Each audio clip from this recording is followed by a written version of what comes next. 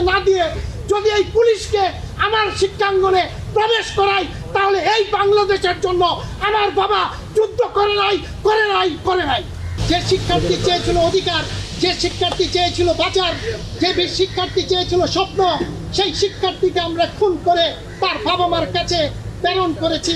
এই ব্যর্থতা নিয়ে এই শিক্ষকতাকে আমি লজ্জিত, আমি ঘৃণিত, আমি শোকাহত।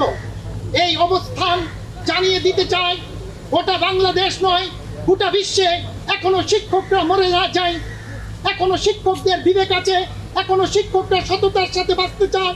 এই শিক্ষকতা করতে গিয়ে আমার এই কথা যদি কারো বিপক্ষে যায়, সেটা যাক, গণগ্রেফতার আর চলবে না। আজকের পর থেকে কোনো শিক্ষার্থীকে হয়রানিমূলক মামলায় আর গ্রেফতার করবেন না। বিশ্ববিদ্যালয়গুলোকে পুলিশের রাষ্ট্র বানাবেন না। সেদিন কি অপরাধ ছিল আবু সাইদের? আবু সাইদ চেয়েছিল তার শিক্ষাঙ্গনে প্রবেশ করতে, আর পুলিশ কি করেছে?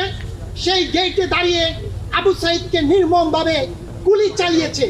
পুলিশের থাকার কথা ছিল রাজপথে, আবু সাইদের থাকার কথা ছিল এই সবুজ চত্বরে। হলো কি? পুলিশ অবস্থান নিল সেই গেটে, আর আবু সাইদ অবস্থান নিল সেই রাস্তায়। তাহলে আমি যদি আমার শিক্ষার্থীকে এই শিক্ষাঙ্গনে প্রবেশ করতে না দিয়ে যদি এই পুলিশকে আমার শিক্ষাঙ্গনে প্রবেশ করাই, তাহলে এই বাংলাদেশের জন্য আমার বাবা যুদ্ধ করে নাই। এমন বাংলাদেশ আমরা কখনোই চাই নাই, যে বাংলাদেশে প্রতিটি শিক্ষক, প্রতিটি অভিভাবক, প্রতিটি কৃষক, প্রতিটি কামার কুমার মজুর সেই পুলিশের গুলিতে নির্বিচারে হত্যা হবে। সেই হত্যার কোনো বিচার হবে না। কেন এই বাংলাদেশ? কার কারণে এই বাংলাদেশ? 30 লক্ষ শহীদের বুকের তাজা রক্ত দিয়ে স্বাধীন হয়েছে আমাদের এই বাংলাদেশ। এই বাংলাদেশ সৃষ্টি না হলে আমি শেখ মাজিদুল হক কোনোদিন শিক্ষক হতে পারতাম না। তাহলে সেই বাংলাদেশের জন্য যুদ্ধ করেছিল আমার বাবা, আমার দাদা। আজকে কার মুখোমুখি করিয়ে দিচ্ছি?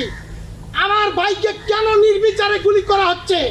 সারা বাংলাদেশের শিক্ষকদেরকে কেন রাস্তায় ঠেলে দেওয়া হলো?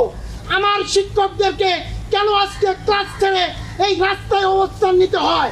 আমি তো চেয়েছিলাম আজকে শিক্ষার্থী নিরাপদ থাকবে, আমি এমন সময় ক্লাসে থাকবো।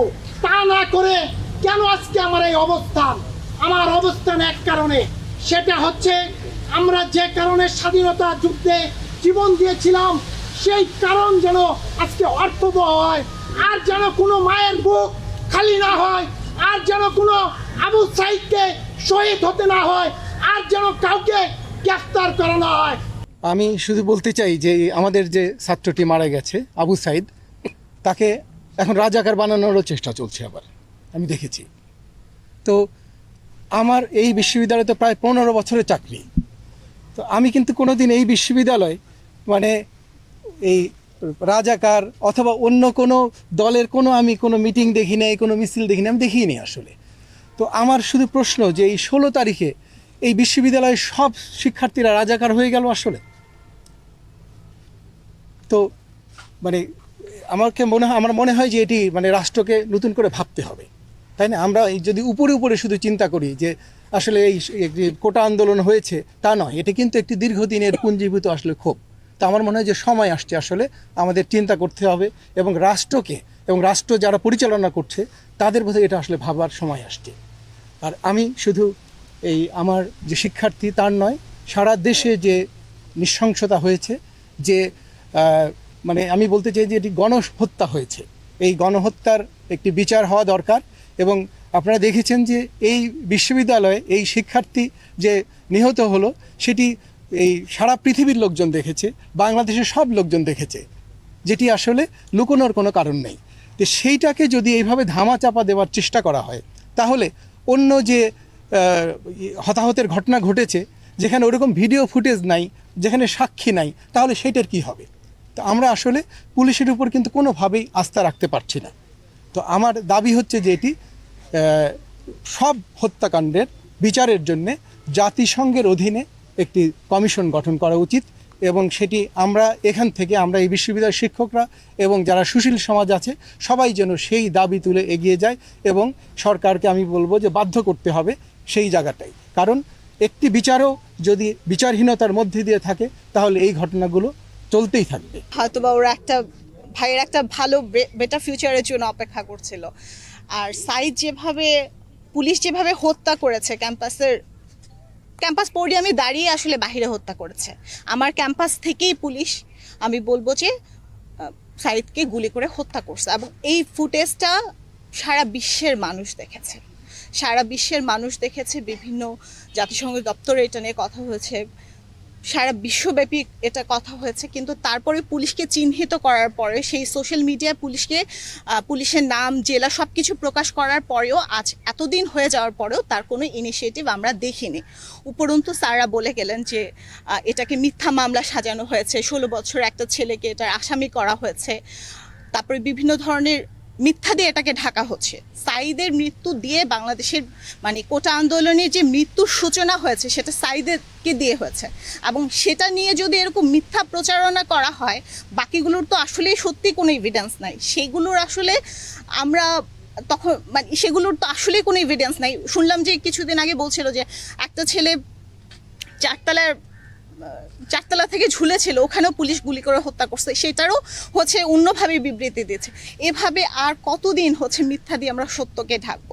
আজকে যদি সাইদের হত্যার বিচার না হয়, তাহলে আমরা ভাবতে পারি না যে কোটা আন্দোলনে কোনো নিহতের বিচার হবে। তাহলে আমরা এখান থেকে একটা কথাই বলতে চাই, সাইদের হত্যার বিচার যত দ্রুত সম্ভব করা দরকার, এবং সেটা আজই এই মুহূর্তেই করা দরকার। আমরা চাই এই যে হত্যা করা হলো, গুম করা হলো, প্রত্যেকটা খুনের, শুধু আবু সাইদ না, প্রত্যেকটা খুনের, প্রত্যেকটা গুমের, প্রত্যেকটা নৃশংস হত্যাকাণ্ডের আমরা বিচার চাই। যেখানে রাজপথে আমাদের ছাত্রকে গুলি করে হত্যা করা হচ্ছে, যেখানে পানি করে যে ছেলেটা অন্যদেরকে পানি সরবরাহ করা হচ্ছিল, আমরা জানছি পরবর্তীতে সে নেই। আমরা জানছি যে ঘরের মধ্যে একটি শিশু নিরাপদ নয়। আমরা জানছি যে ছবি আঁকতে গিয়েও ছোট্ট ছোট্ট শিশুদেরকে ধরে নিয়ে যাওয়া হচ্ছে। আমরা কেউই আসলে এখন আর নিরাপদ বোধ করছি না।